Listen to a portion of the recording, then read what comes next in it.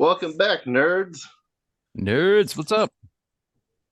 Now, today we are going to interview Chris Mackey. Now, I'd like to just jump into things.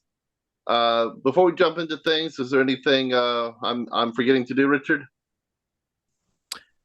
No, just let's introduce our guest or let him Cool. introduce ourselves. And by the way, Will's kind of running the show today. He's going to be the interviewer, and I'm going to be Will. So, So, Chris, tell us a little bit about yourself.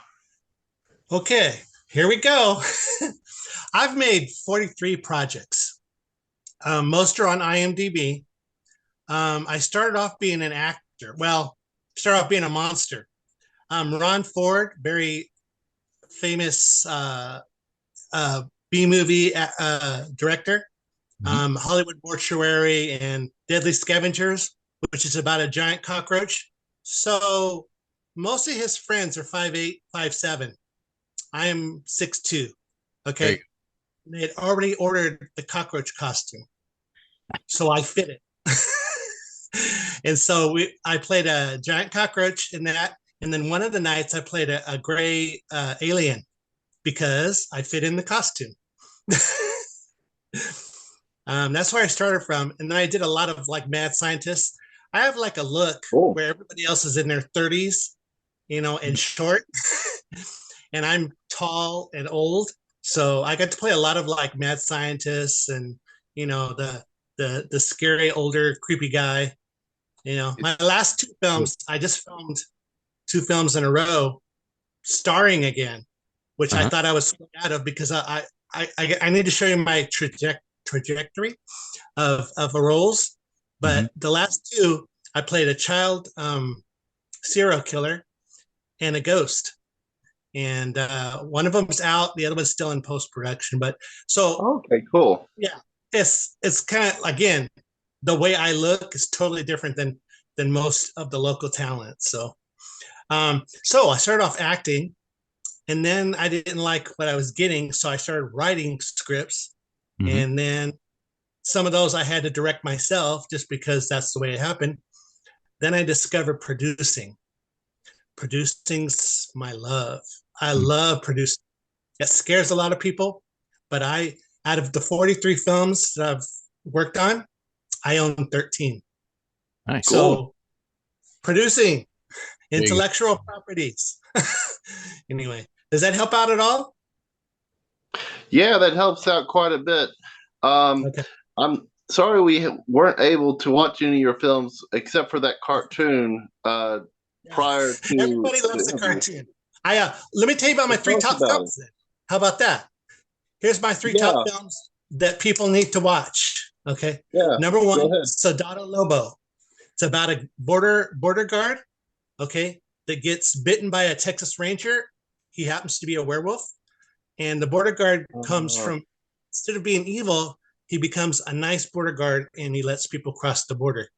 I don't know why it trends, but it trends. The second most popular one is probably Firefighter. It's about a fireman that gets, he's supposed to save a cat. Instead, he falls on it and crushes it to death. Well, it was a witch's cat. So she turns him into a half dragon man. And we got to use a whole local. oh, We filmed on weekends, of course, but on Sundays the town rolls up the carpets just like small towns do, and we got to use the whole downtown. And he killed like 8 or 9 people, just without permit. It was fun. And then let me see. Um, I would say Firefighter 2 is probably the second one. And that's about a forest ranger who accidentally trespasses on Indian burial grounds, and he gets turned into a dragon. And we filmed that at a convention without, much notice except for the promoter. We didn't warn any of the cosplayers or anything. And we killed 89 people in public. go. It was awesome. Have Those you are ever my had, awesome. probably most popular movies. Those are like all on YouTube. So have you ever had the cops called on you for doing that? It's like, wait, why are you what? shooting people You know in what? public? We were doing one. We were doing one, which as a whole, that whole production was weird. It was called Wolf Vet versus Cyborg. So it's our local cosplayer that had a mecha or whatever, metallic cosplay, like a robotic cosplay. Mhm. And we had him get beat up by one of my werewolves. Um, and the cops came by every half an hour. We filmed it at a Veterans Memorial thing that had huge monuments to every war. And so it was a great, and in the middle was a sphere of the world. And Mm. so it was kind of like the robot was trying to make the spear roll down the street and all that kind of stuff. And the wolf was stopping them. We used Nerf guns. It was awesome. But the cops came by every half hour to check on us. We were good. you know, Yeah. I own all that. I don't like anybody to take responsibility for something that I set up, especially when somebody's dressed as a robot and a werewolf. You don't want them talking to the Yeah. cops. It's inhibiting. So what genre are those films? That's a great question too, because people say they're horror movies, and I don't think they are. I think they're action adventures with everything's got a message. Most of my casting is multiracial. I hate when Caucasians are the heroes and everybody else is the bad guy. In my movies, Caucasians are the bad guys and everybody else is the heroes. So you can kind of tell that political thing, which we're going to avoid, Yeah. right? But I mean, that's my Yeah. filmic agenda, and nobody else was doing it. So I would swear by action adventure, but most people say they're monster movies. So it's werewolves and dragons. I guess it depends on the degree of gore you get in there, right? Yeah, I'm okay. Yeah. Well, now what you had been telling us about was Doc Savage. Do you want to talk about that? I would like to preface that by a character that people might or might not be familiar with, if they don't read novels, then they've completely forgot about him, because I bet you guys are younger than 1975. Yeah. Okay, so that's when a movie came out about this character. But this character in 1935 was the very first superhero. He was 5 years before Superman and Batman. They both, in the comic books, now he was in novels, okay? In the comic books, they stole his stuff. They stole his Fortress of Solitude. They stole like his car idea and all that kind of stuff. And he beat them out by 5 years, but it was in novels and they were in comic books. That's how you get away with that stuff. Besides the fact, when you're creating art, you're not going to read the other guy's stuff. You're going to do your own thing. But let me show you something. See, so this is a comic book from 1966. Oh, okay. Nice. Now, if you look at it, you're thinking, okay, well, that looks like a novel cover. Yes, it is, because there's an actor that you're too young to remember, but you might remember because he was in a cult film.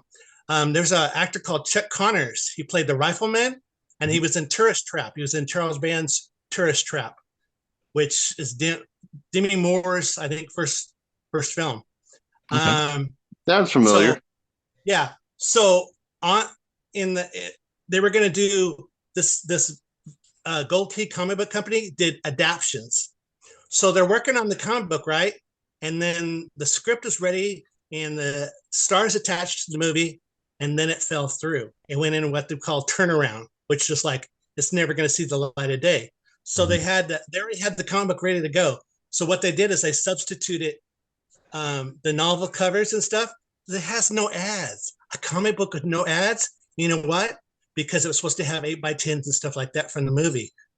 Like behind the scenes stuff and all that. They don't have any of that. So it's all illustrations and stuff. It's almost first trade paper. As a comic book nerd, you might have heard of Jack Sparley. He did a lot of really. Some people love his stuff. Some people don't love his stuff. But he did the inside artwork on that. It's different. It's good. It almost looks like Chuck Connors though. But so they still had to come out with the comic book, but the movie never happened. And then in 1975, there was a movie called Doc Savage. But the trouble was they did it like the Batman 66 series. That Oh, hey, right. wow. Like So they make it there's real martial camp. there's martial arts scenes. Yeah. Yeah, there's martial arts scenes, and they do word balloons to say which techniques he's using, Um, you know. And when it's like a car is screeching, they do like word balloons, like, you hear it and you see the stupid, explanation like a comic book. So I think they misunderstood. It started. There was a TV series called Tarzan, that ran for like 5 years. right. The actor was six. Yeah, platinum blonde hair. Okay, so he did the movie, and they bronzed him up because it's Doc Savage Man of Bronze. So it failed miserably. It hurt the studio. Um, It hurt the actor. It destroyed the producer. Never made another movie. You Oh, know, it's George. It's George Powell, War of the Worlds, and oh, I really? can't think of what else. Oh sounds yeah, familiar. it's George. Yeah. Wow. George It Powell. ruined him. He had to retire because it's the Hmm. studios are going, oh, this is the crap you're doing now, old man. You're out. And they fired him. So about 12, 13 years ago, Shane Black from Predator, and he wrote a whole bunch of really cool stuff, right? He had a script for Doc Savage, Man of Bronze. He offered it to Chris Hemsworth, Thor, Yeah. and Chris sat on it for 3 years, and it went into turnaround, because of Thor taking off so much. Actors want to work, so Yeah. he thought Yeah. he could do it, and in 3 years he never got the opportunity to make the movie. So for the next 7 years, he was dropped in Dwayne the Rock Johnson's lap, and he was all excited, you know. See, And the last 3 years ago, they were going to turn it into a TV series. And he goes, guys, have you seen my schedule? I can't do it. I have to yeah. walk away. That was 12, half, almost 13 years ago. Hmm. So Chris Mackey is critiquing the Asylum movies and Charles Band movies on IMDb and Amazon. He's working 10 years at Blockbuster. He's working 14 years at Walmart. And he has a aha moment. Hey, what if I try to make my version, a Yeah. mockbuster? If your lawyer's knocking on my door, it's a fan film, okay? Yeah, It's yeah. a, you know, Oh, you yeah, yeah. know, please, You see him all the time. Like, yeah, please don't hurt the little guy. Okay, I'm just trying, but I mean, I can be Well, I can be bigger than that little guy. But shouldn't Doc Savage be in public domain by now? yeah, yeah. Yeah. So I call mine Doc DOK Savage. Okay. Yeah. And I always mispronounce everything because I wanted Oliver Grenier, Replicant, and he's done a whole bunch of stuff. But anyway, he's a French martial artist. He goes to a convention I go to every year called Dragon Fest. Really cool guy, but Cool. he just got a new series off the ground, so he couldn't do it. So I'm at this Dragon Fest, which has all the martial arts. Big Trouble in Little China, all the surviving cast is there. All any other martial arts movies. All of Bruce Lee's sparring partners have a table. It's such a cool convention. It's amazing. So again, let's say most Asian martial artists are like 5'8", 5'7", maybe less. Yeah. Here, I look up, and here's this bronze. Here's this well-tanned, platinum blonde martial artist that is 2.5, 3 feet taller than everybody else in the room. Okay, I'm like, that's very interesting. That's Doc Savage. I don't care. I don't care how I get away with the name. Maybe his one of his parents, maybe his dad was French. I don't know. I don't care. That's minutia. That doesn't help me sell the project. So the guy I found was in Under Siege. okay. If you remember Under Siege, he was Tommy Lee Jones' right-hand man, a friend of Gary Busey in the script, and not of Steven Seagal. Adam, yeah. Adam's like a real good friend of Steven Seagal still. He doesn't like the Russia stuff, but other than that. Uh, so it's Adam James. And then my bad guy was in Pirates of the Caribbean, Dead Man's Chest. Oh, cool. On the island with Johnny Depp. He's one of the native chiefs. Oh, okay. And also he was in Book of Boba Fett. He was like an ambassador on Book of Boba Fett. Nice. Both of these guys are okay. So Americus Abasamas is a sumo wrestler. Oh, okay. Okay. Adam James is a practitioner of like probably 7 different techniques. That's an interesting situation when you get 2 leads good and bad like that. You know, they can go, okay, and we need them to go. So I'm real excited. Everybody's on board with what we're trying to do, you know. But so anyway, so it's an action adventure series that we're working on. We have 3 episodes.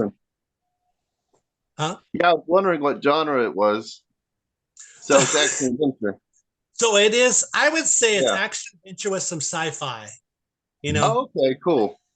Will, I hate labels like that though, because it's like, how many people did we just turn away? You know. Yeah, that's true. I'm getting feedback now, and it's been compared. If you watch the trailer, they call it a Christian Doc Savage or a Christian superhero because he says he does a thing that he owes some of his superness to God.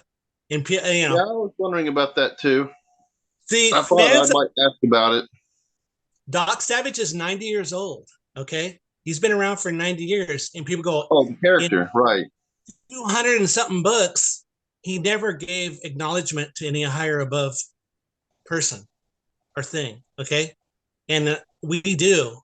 So I'm like, well, guess what? You're paying attention. I love you for that. Okay. And then a couple of days ago, somebody compared it to more. They go, it's more like MacGyver. You know, your pilot's more like MacGyver. I go, oh, really? Cha-ching. Like, that ain't bad. I'll take that. You know?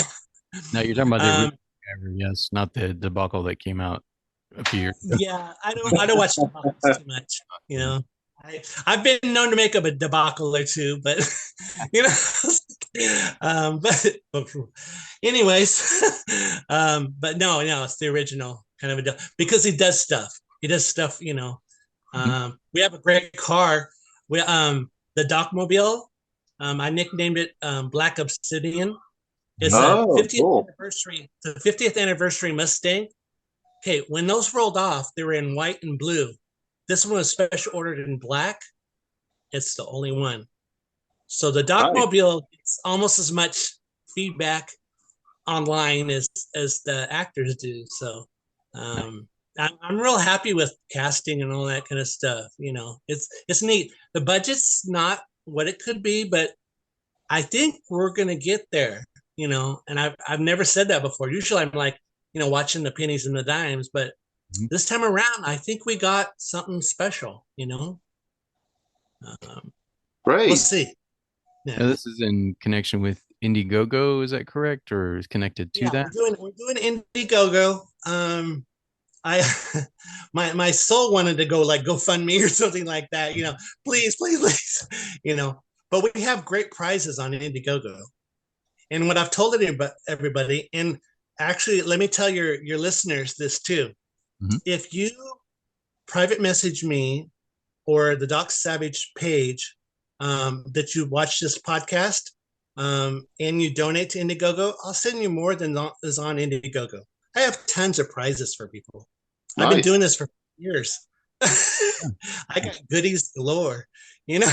Like, speaking of goodies, I hear there are action figures.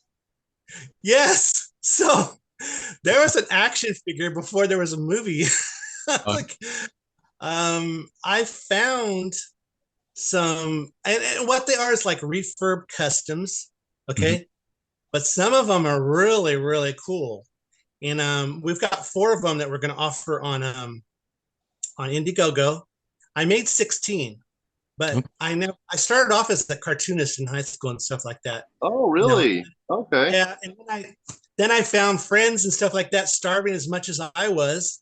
Nobody's buying our stuff, so Yeah. I started publishing. I started drawing less and publishing more. And we were part of the black and white boom of the 90s, which hopefully you're around for. Yeah, that was a fun time, man. I But definitely read some black and white indie comics. yeah, we did really good. You know what? We were more popular on the East Coast at colleges than we were on the West Coast. So, but funny animals, superheroes, sci-fi. Well, I published 37 issues, and I always say That's very interesting to me. most of my enterprises haven't made a lot, but I don't lose either. I usually break even pretty good, and if I can keep out there, I always wonder how much my stuff is still out there or in bargain bins or something like that. I have there's Red Wave Comics, Fresno State College. Their mascot's a bulldog, and I wanted to call it Bulldog Comics, and I ran it by Fresno State College. And they're like, nah, now that's a gang. It's a real. Oh yeah, it's like a cartel of gang. Gang cartel. Yeah. Oh really? And I thought you were being joking. Okay. No, they're scary. They're scary people. It's California. Yeah, well, the closer you get to the border down there, more like it's like Texas. It's loose and goosey, the Wild West. But they let me call it Red Wave Comics, and we did really good with it. I found out it's on eBay too. I found Mile High Comics has it and eBay, but on eBay it's funny. It's like $30 to $100 and something, and I'm like, whatever. And it's like I know they stole them out of like libraries that I donated them to, because what I mean. It's the 90s. How much of that survives? So, yeah. Yeah.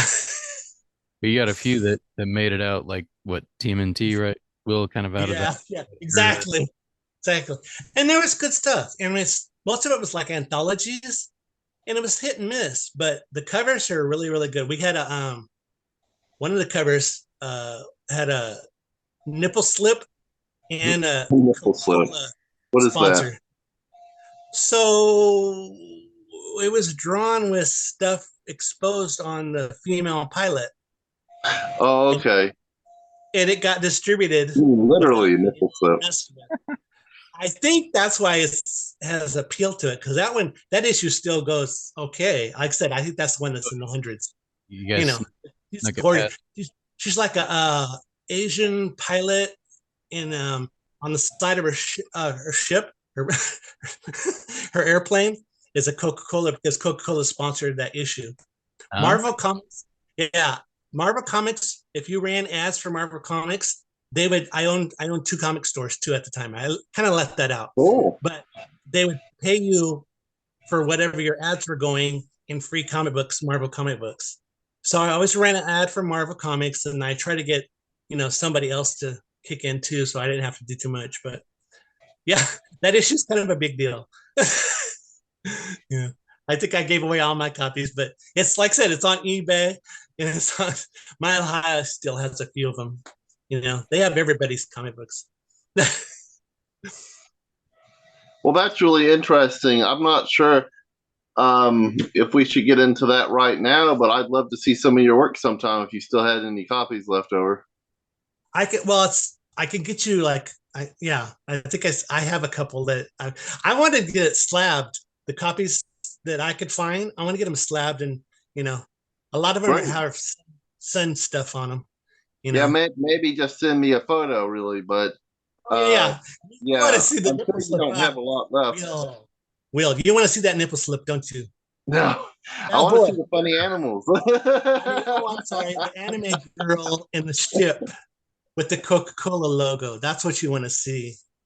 But now, sure, Will. I wonder how Coca-Cola felt about the nipple slip. You know what? I didn't send him a copy.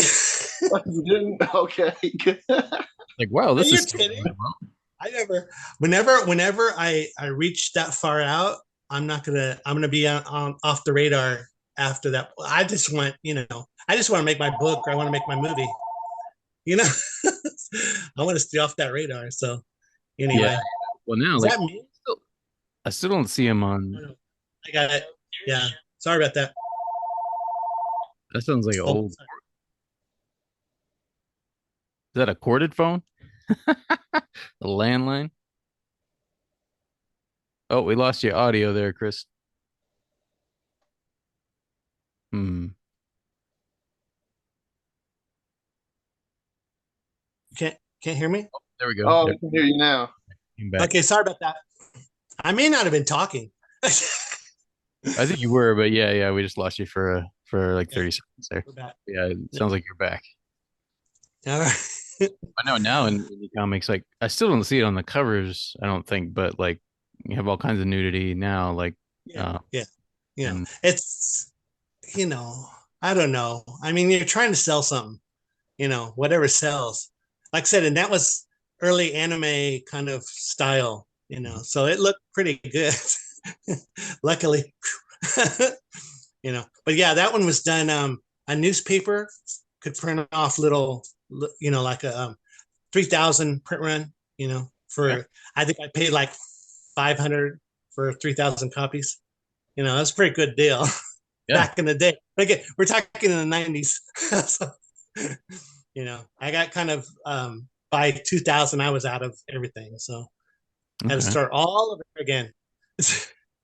But that's when the movies came in. I switched gears, and I've done 15 conventions too since then. So, Cool. I've always kept busy ish. Sorry, Will. I talk too much. No, that's fine. You're doing great. You're doing great. I don't talk enough sometimes. Well, we'll see. What gossip? Do we want to do gossip? What do you want to do? Yeah, you've been around Hollywood for a while there. Or do you actually A live little bit. near A Hollywood? little bit. Are you in LA Yeah. County or I'm what they call central. See, that's the thing. Hollywood? I Okay. was going to ask about that. Yeah. We're from our area is Fresno to Bakersfield. That's right in the middle of California. Okay. We make at least 8 movies a year here. Okay. And Hollywood comes up here for locations a lot. Bet. Okay. Because you can afford it. Yeah. um, right now, I'm with a nonprofit called CMAC. Oh, I don't cool. know how to spell all the initials, but they for $50 a year, you have free reign to all of their equipment, their whole building. When you watch the Doc Savage pilot, you could see we used everything that we could get, and they were so in shock because they're used to like documentaries and public affairs. Here's these people like karate chopping and throwing each other around in the couch and stuff like that. It was a different experience for them, I think. I'm used to it. It's like I don't get shocked by nothing anymore. Now, are there any Chuck Norris vibes at all with the martial art? So that was another pushback that we got. So why didn't I let my guy? He has a thing in the beginning. See, Doc Savage created. I'm sorry, backing up. Doc Savage created the Fortress of Solitude. Okay, Yeah, that was his idea. Uh-huh. So we have a copper Yoda Fortress of Solitude, and that's where Doc does all of his working out and stuff like that. And then so that's you see that part, and then there's like a little bit. Actually, the female lead. Hey, Richard. Huh? Can you send a Zoom link to Dan? I think he's trying to get on. Oh, sure. Yeah, Yeah, get him over here. he's calling me, but I'm on my phone, so I don't want to switch over to talk to him right now. Yeah. Yeah, let me, See, Will, let me drop I'm him. in the same way. But anyway, we're going to have a lot more martial arts. Great. Besides the fact that the bad guy is a sumo wrestler and the good guy has like 7 different techniques of martial arts, we're going to film like a fight. We've been talking about it. We're going to recreate I don't know. He's trying to get me to call. I shouldn't do Yeah, that. I'm sorry I declined on him. I just didn't want to talk to him during the recording. I think I'm gonna do the same Yeah. thing. Can you, if we can get him on here? What we can do Yeah. actually, I can, Yeah. because most of our episodes are about an hour long. So what we can do is we can end this. Yeah. We're about 25, 30 minutes in. Yeah. Good spot for a break, with commercials and stuff and whatnot in an episode. And then we can, Commercials. yeah, so to speak, we do our own. I say product placement. Yeah. Yeah. No, Brown we table actually- pizza. We love you. No, we would love to get some legit I sponsors. snuck that in there. Sorry, I feel bad. Yeah, we can pause on this and then we can with our second segment we can bring Dan in for that. So Sounds great. Let's do that. yeah, let's do that. Okay. And I'll send you guys. Okay. It'll take a few minutes for it to convert to video and stuff to him. Then I'll send you guys a new link and I'll include Dan in it. So Sounds Okay. good. I'll give him a call back and let him know what's going on. he'll be back.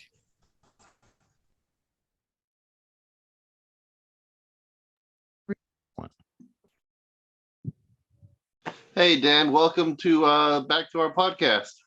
Hey, what's up, guys? Greetings. Pleasure to Hey. be here again, as always. This is the third time, right? Right, and sorry for the This might be scheduling the mishap.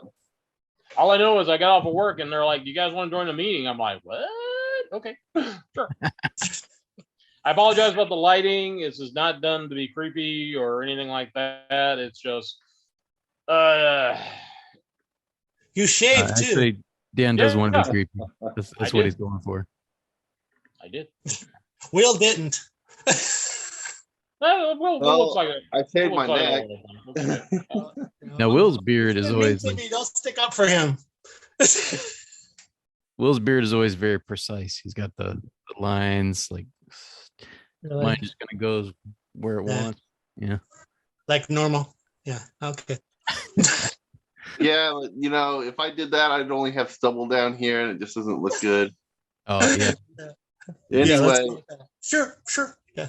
Isn't it So weird I that we can heard, grow hair on our faces, by the way? That's weird, isn't it? Sorry. it is kind of weird when you think about it. All right. So Will, you We're had talking a about question. weird hair because I got some places I could share, but you probably don't. No, that's okay. Yeah. Well, that's why I'm That's a not. lot of moose You will stuff. never see me shirtless on this podcast. We'll put it that way. Not on the podcast. We worked out together. The why, man, you are Bigfoot. Yeah, I got the shoulder wings and everything. Gotta There- whack that sucker.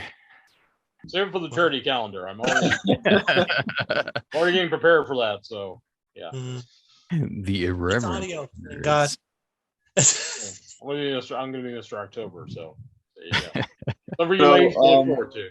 There you go. All right, all Number right, two. all right. Let's get back on topic Okay. here. So we're here to talk to Mr. Chris Mackey, and Will had a question for him. So Will, you want to take back over? Will's our host, by the way. I'm kind of playing sidekick co-host today. So, Chris mentioned earlier that you, Dan, had written a number of his films. Is that correct? Yes, I've been working with Chris probably since around 2002, I think 2002, 2001. It's been a while. Boot Hill Blind Dead. Yeah, Boot Hill, Blind Dead, The Handsome Stranger, which is Yeah, that was longer than the actual movie, I think, but it's still good. It's still a classic. 20th anniversary. Yes, I think I'm gonna put it on Blu-ray. I would, man. It's a classic right there. Yeah. I was proud about that. I remember my big contribution to that was getting Gold Town to let us use some of the music for. Yeah. That was weird. And it was for copies of the movie. That was Yes. it. That's awesome. Oh yeah. I So told you, see, man, I know how to handle this stuff. I know how to get stuff going. So there you go. I see They IMDb spent all here your is shots loosely on based on the. shots. Oh, sorry. They're loosely based on the Undead series of films, but with an American The Western. Blind Dead. The Blind Dead, the Ah. Spanish and German or Spanish and Italian. Armando Osorio stuff. Yeah. Back in We did the first one in America. Okay. Yeah. And it's a horror Western too. So kind of cool. Yeah, that's not something. I don't know if I've ever seen a horror Western. Now that I think about it. Oh God, there's like I have. 100. Have you? There's like almost 100 of them. John Carpenter, almost all John Carpenter stuffs are horror Westerns. I saw a reverent religious horror Western with Jesus fighting zombies in the Wild West. It was weird. I heard about that. I want to see that. I always heard about that one. Any good?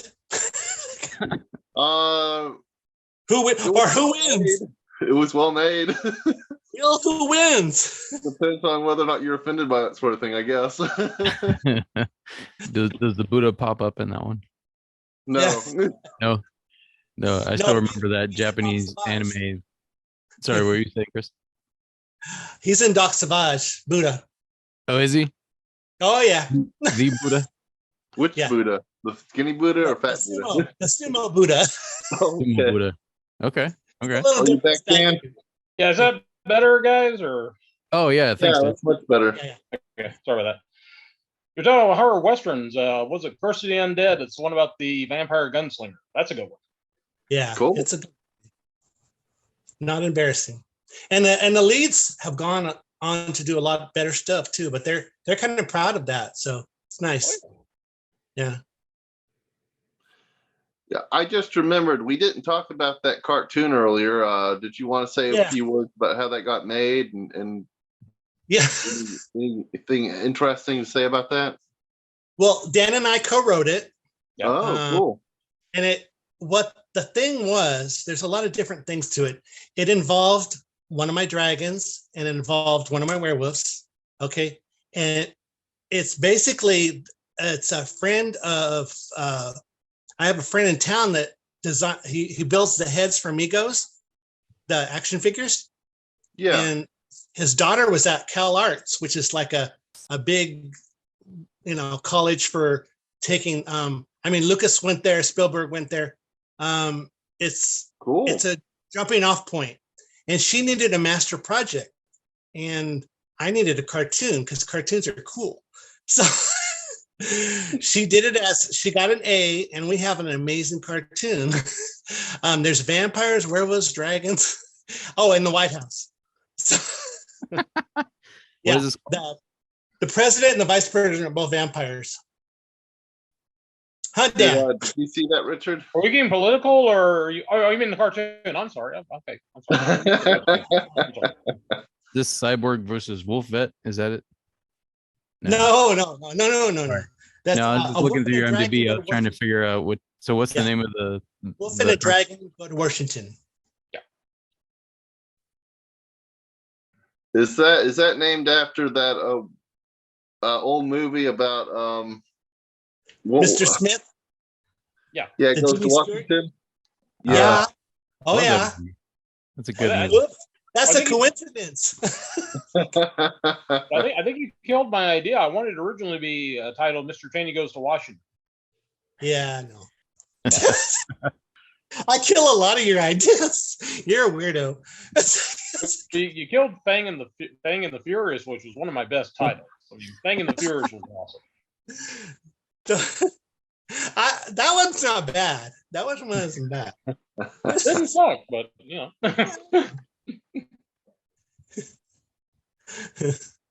But Boot Hill Blind Dead is an amazing title, and then we were going to re-release it. Was it Boot Hill Blind Dead? The Tombstones of Boot Hill Blind Dead was like a sequel, I think. That didn't go off, but I mean, it's just a great title too. So, well, I was going to say, don't forget the original concept was the short film ended up being a short film, but it was originally going to be a wraparound or an anthology because we had 3 other horror stories that would be set with a Western horror theme. Well, we had a sequel all set up to go for like 40K. Yeah. And it fell through. But it happens. There have been a few of them. But let's see, it was Athena Demas was in that one, and Ron played the Barker. Yeah. He said it was some of his best acting, Yeah.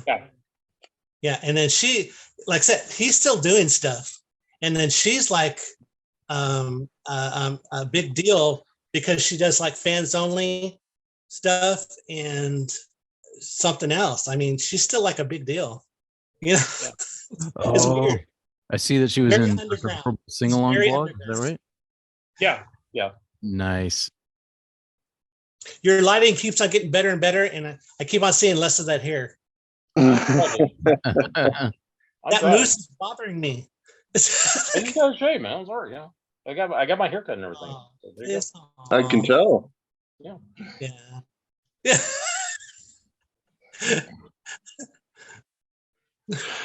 So, do y'all want to give a plot synopsis to one of the films that you made together? No. Yeah. No. Go. Okay.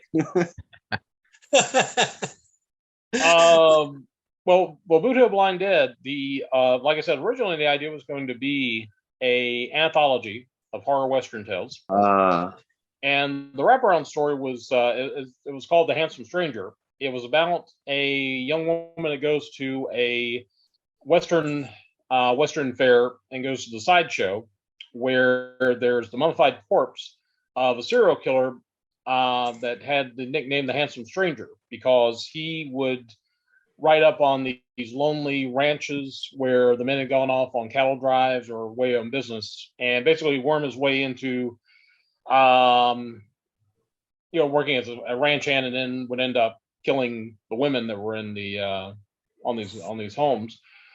And the story goes that when he was finally captured, he was jailhouse bragging to the sheriff that took him in about all the women that he had and how he always took a prize from them. He'd always take a piece of their clothing. And when the sheriff checked his duffel bag, he found this wad of clothing and undid it, and it was like 240 some pieces of women's clothing, indicating he had killed like 240 women. And the legend has it that the sheriff basically got on his horse, rode out of town, and as he left, he was basically telling the menfolk, "He's yours. Do what you want." So he was hung, left as a very, very twisted landmark for the town. And then about a year later, the Smoot Brothers Wild West show came and took the bodies and exhibit and have been traveling around the United States for about 150 years. The legend has it that as long as you're not alone, the handsome stranger will not come for you. So as long as you're with somebody, you're safe. But of course, that's not the case in our story. So, yeah, it's amazing. It's 20 years old, but I mean, it still is creepy as hell. I think so too. You've got a really good knack at writing things. Yeah, of course, I knew that, but working with you, Dan. But might I say, that's a good story. Thank you. Well, I appreciate that, man. Did y'all co-write? Was that on? No. That was all Dan. Okay. That was all Dan. Yeah. That was an amazing. It could have been more. Like I said, we had like 2 sequels that we had going, but the producer ended up disappearing, and it was weird. Oh, this happens. Tombstones of the Blind Dead, 2016. I saw it on Ron Ford's IMDb. Did that actually get made all the way? Or? No, didn't. No. Okay. It was definitely going to be an anthology, and they took too long, and I got cranky, so the project fell apart. Yep. Yeah, but it was going to include ours because our acting was so good, and some of the special effects were from Hollywood and stuff like that. It had a great look to it. Nice. It hasn't been streamed in years. It's only on DVD, and then I'm gonna blow it up on Blu-ray. I think, cool. See what happens. Do you want to talk a little bit about the project that led the blood drive, our Saw on Wheels? Yeah, I wasn't sure if y'all. I knew you worked on that, Dan. I wasn't sure if Chris worked on that or not. I think he just knows the guy, right? I did the public relations on it. Okay, cool. Yeah. But it's interesting because we worked on an outline, and what it was going to be a story about this guy that wakes up in a garage with this woman that he's never met before, and this mysterious voice that talks to them of the video monitor, telling them that the time has come for them to pay for their sins, and basically them and 3 other teams are going to be going on this very twisted scavenger hunt that's going to allow them to revisit all their different sins, the things that they had done, and there were time limits, so there was a race involved for all 4 of these teams. And Chris talked to the 2 producers of Blood Drive, and I remember it was funny because he called me and he said they're interested, but they want to know, can one of the teams be a group of vampires or a group of monsters? And I said, we've done this thing that's basically like Saw on Wheels, and they want drag racing vampires. And he's like, yeah, drag racing vampires. Can you do that? And I'm like, I'm up for it. Let's do it. So Blood Drive, that's how Blood Drive came about. But I still want to do the Saw on Wheels movie. I think that's got a lot of possibilities. Yeah. So, Will, there's 2 Blood Drives that we're involved in, you know, and then there was a TV series that ripped off elements of what we had accomplished. Really? I didn't know that. And then it got canceled, and then ours is still there. The trailer for our movie stars Shotzi Blackheart from WWE. And okay, cool. Jesselyn Michelle, who's a MMA fighter. That's been like 250,000 views on YouTube. And then there was a short film done that stars David Stay from what was the TV? Photon, the Photon children's show in the 80s. It stars him, and it's really cool to see that people love it. But again, Dan's sitting on a comic book that we don't know if that's ever going to come out, you know, for a lot of different reasons. We don't know. Comic book? Yeah. At one point I was lettering that, but I didn't hear anything more about it. I think someone else started lettering it because I was going through a depression. So that didn't come out. Yeah, it's a touchy subject. We can't really talk too much about that. Oh, okay. Well, that's too bad. I assumed it came out. It looked beautiful. You know, Bennett's what's his first name? Dan? Rodney Bennett. Rodney Bennett's is gorgeous. You know, and it has, the idea I'd like has to have Rodney on one day, by the way. Yeah. But yeah. Yeah, I was gonna say Will knows Rodney. We've had lunch at Pioneer several times and done cons together. So yeah, that's one of those sore spots. It's just a shame, you know. Yeah. But it happens. Yeah. One of these days. Well, that's too bad. It's too bad. I'm a firm believer in that. We're like at 90%, I think, you know. Give or take in the next year or 2, we'll see how that turns out. You know. Yeah. Okay. Like it needs advertising, I think, you know. Oh yeah. Which everything needs advertising. It's a sad word like that, but yeah. That is true. Yeah. Oh gosh. Do we even want to talk about Fright Force 2021 or no? Okay. You're that's my best script though. That actually was my best script. So Chris and I think we play off each other really well because I'll come up with an idea and he's like, "That's the most brilliant thing I've ever heard," and I'm like, "Thank you," and I stretch my ego. But no, we're on the same page a lot of times as far as what we want to do creatively, and I think a lot of it's driven by a mutual love of B movies, horror films, just classic movies in general, and just a love of storytelling. So yeah. Yeah, Dan likes to write stuff he hasn't seen before, you know, which is awesome. That's a great goal. Like in Doc Savage, he did a submarine scene. I go, huh? Dan, you know me. We're making a good your shots only, right? And actually, we got the submarine. You know, what?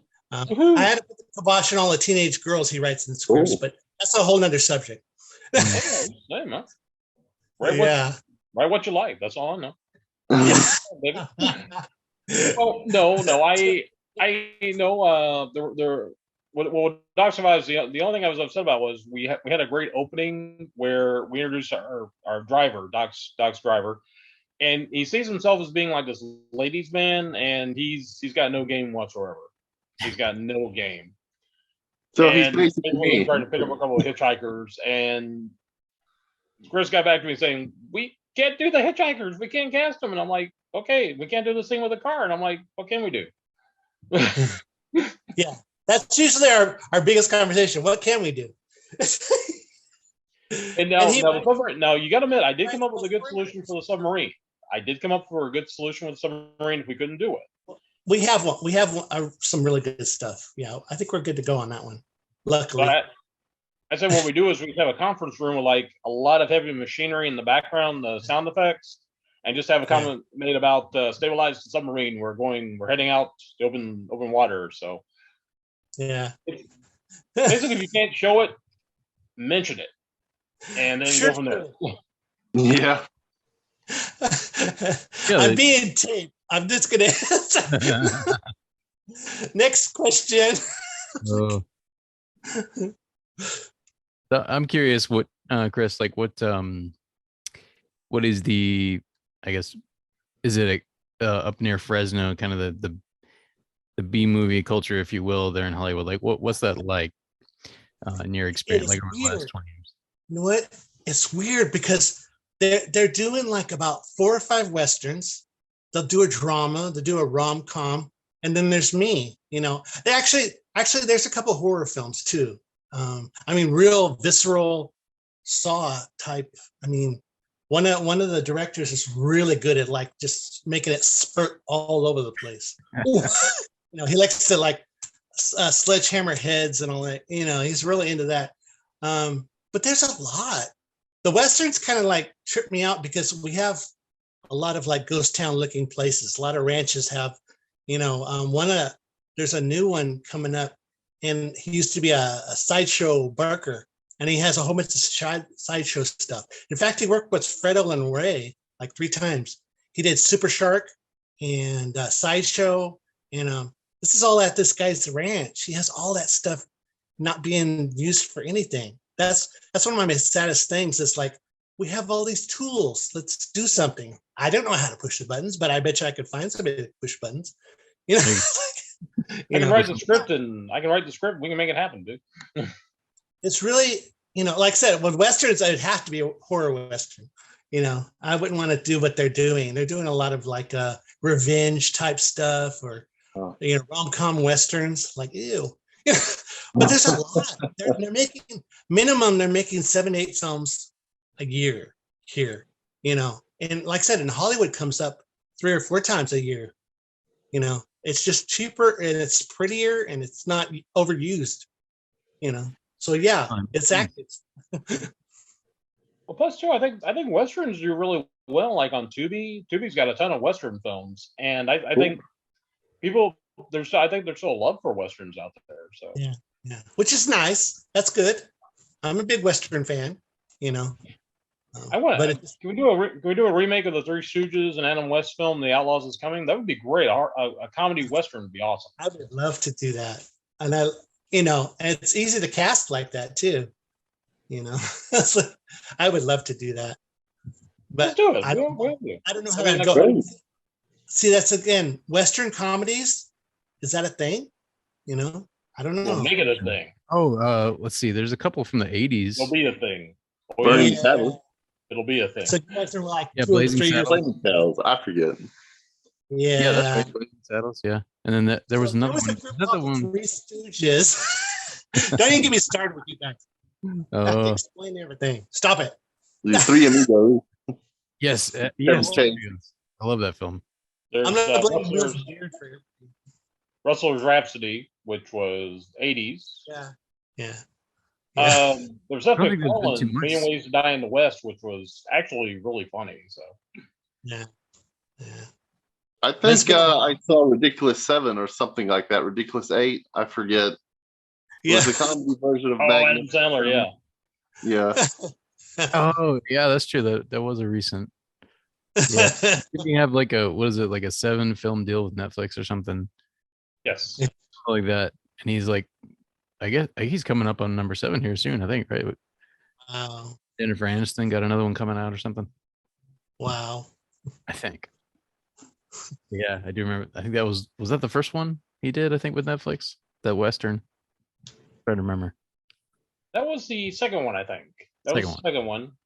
He did a Halloween film, which he said he threatened to make it if he didn't get nominated for. He did a dramatic film, which he did a really fantastic job in. Yeah, Uncut Gems. Mm-hmm. Uncut Gems, yes. And he said if he didn't get nominated, he was going to make the worst film Netflix has ever shown. I'm just like, dude, that's setting the bar too high. Because yeah, that would be a very dubious honor, like because there's some crap on Netflix, that's for sure. Crap sells. Yeah, well, that's why it's there. it gets streaming. I'm just like I saw the film though, and I'm like, you cast Vanilla Ice as Mark Twain. I'm like, dude, that's just so freaking brilliant. I was like, dude, I doff my hat to you, sir. That's magnificent. That is incredible. So yes, Vanilla Ice makes his comeback in the West. No. Okay, like stop, collaborate, and listen. Okay, let's go. So what else do we want to talk? What else do we want to talk about? Help me, Will. Help me. Well, this is the part of the podcast where we've run out of questions and we're just shooting the breeze until it's over. You have any ideas, Richard? Yeah, I've got some questions. Yeah. Just looking up here. Now we are very sorry about that.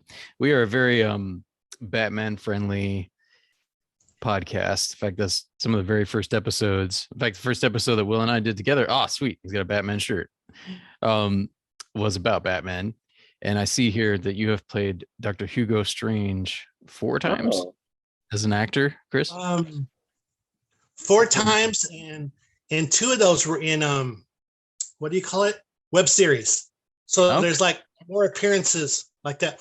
I'm the second most used Hugo Strange. The other one was the animated one. Oh yes. So yeah, and why? Because I kind of look like I got rid of the beard's a whole different thing. I usually have a beard and I don't have hair. Like I can do the glasses, But yeah, I can send you guys an accent. All that stuff's available. Yeah.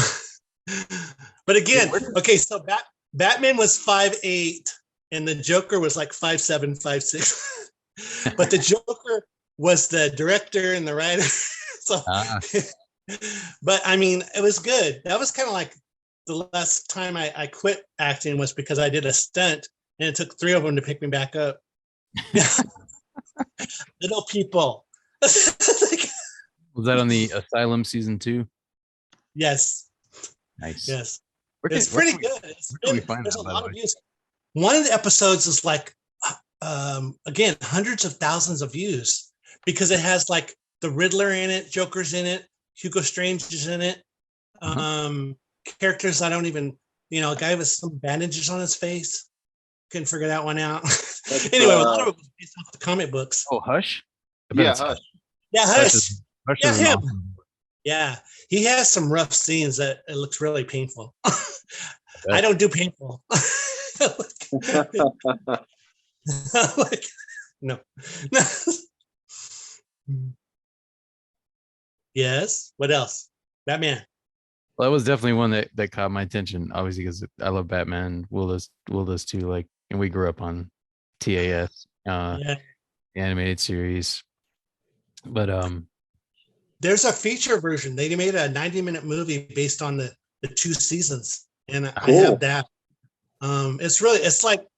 It's the best. It's really the best, and it's tight. It's edited really tight. I was like really cool about that. I loved it.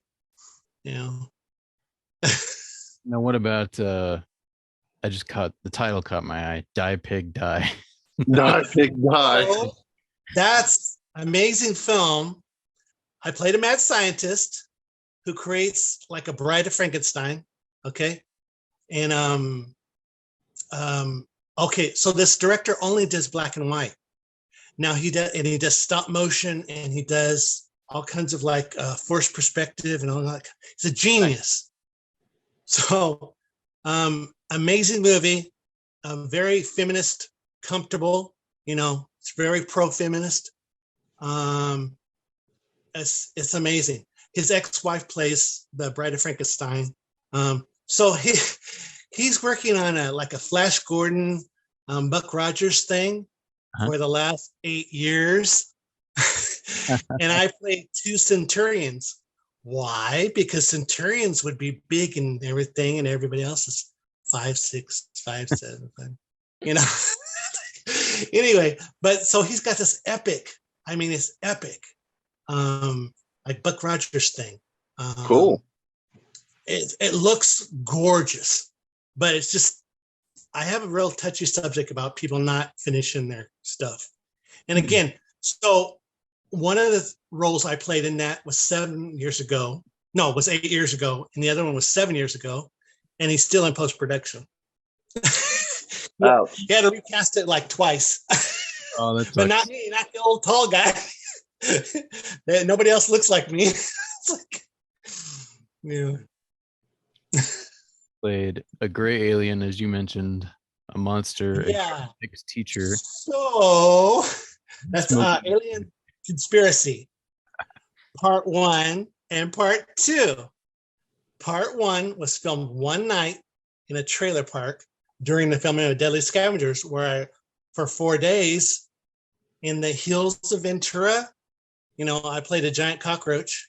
And luckily, he gave me a documentary, the making of, where I could take off the head, because otherwise, for 90 minutes, it's a giant cockroach killing like 10 people. And you'll never see my face because I'm a giant cockroach. Okay. So Alien Conspiracy 1 was really cool. It has a anti-religious kind of theme. It's kind of icky, you feel dirty after you watch it.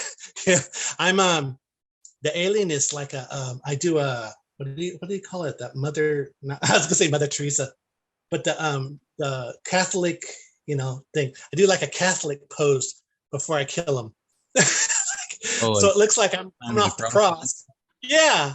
And then I kill him. Yeah, Ridley Scott likes to play with that in his Alien movies. It's paced very kind of like, it's very ugly, but it's cool. So that was one night during the filming of Deadly Scavengers. So Part 2, Alien Conspiracy, they used the same alien on the cover, on the disc, on the menu, and I'm not in it. Oh, man. Yeah, I got no credit for it. That's about 15 years ago. The producer goes, I'm going to reissue it. Will you do a commentary? I go, you know what? All I got was like a Whopper and like a Dr. Pepper for catering. That was it. I had to be on a slant board. I couldn't sit down. It's no money. And then, like I said, then he used me for the second one without anything. I fixed it up on IMDb. I'm very good at IMDb. That you see, Anyway. you should have done the commentary and shared those kind of stories. That's what you should have done. He would have edited it. I know he would have, because I would have trashed his ass. Oops. That's 2 bad words. I would have. What you should have done was tell him. What you should have done was gotten money for the commentary, then go in, then do it, and if he doesn't use it, so be it. Anyway. Yeah, there you go. It was too bad. The director felt bad that that I didn't want to do it and stuff like that. And I go, and I haven't seen it come out, so it's like obviously, you go through the whole cast. And I'm the one that you ended up wanting to talk to. Really?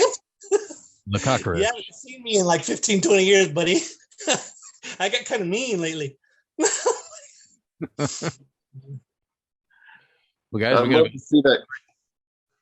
I was just gonna say we're at the 3-minute mark here. Okay. Dan or Will, you got anything else you want to drop in or ask Chris? Well, I was going to say, how far had you guys talked about Doc? I'm just kind of curious. Yeah, do you want to Briefly. put another plug in for that at the end here? I know we talked about it a little bit in the first segment. Do you want to finish off with that, Chris? Dan, you talk about it. I was gonna say, Chris got me involved with it, and I'm having a blast doing it. It's I know you said somebody said it read like a comic book, and I'm like, thank you. That's what I'm shooting for. Yeah. Yeah. Yeah, it's cool. The lead actor, Adam James, he looks like, like a 70s superhero kind of, he's got that jaw and he's big. I don't have to look up to many people, and I have to look up to him. And then he's really sweet. He's like those, the guy who had a baby. yeah. He's like a walking PSA for superheroes, yeah. He's like gentle of the heart. Yeah. Well, I think that's the key thing we wanted to do too, is we wanted to have a leading man, a main character that could be considered a paragon. I mean, this is a guy who he's a good guy, and there's no deep dark secrets hidden about him. There's nothing dark in his past. We're gonna find out he's made a few mistakes, but nothing that a normal human wouldn't have made. Yeah. But like I said, he's all in all just gonna be a good guy, and hopefully it's something different that I think people are hungry for. They're hungry for good entertainment, and they're hungry for honest to gosh heroes as opposed to just these flawed anti-heroes. Yeah. So we're we're closing up last minute here. Where can they find that, or where will it be released? Well, the idea is to go to Roku for streaming, and we want to go on Tubi because Tubi is like the #1 channel now. It's a big deal. But what happens is you have to offer it to everybody, okay? And then everybody has certain commercials, that they want to put with your project. So we think anybody could pick it up, Great. It won't be YouTube, but it'll be somebody else, We'll keep an eye out for that. Well, Chris, we got to close it up here, but thank you for coming on. And thank you. That was fun, man. And Will, thank you. Yeah. Well, you guys have a good one. Thanks so much. Thanks, guys. Thanks, guys. Sayonara. Bye. Long and prosper.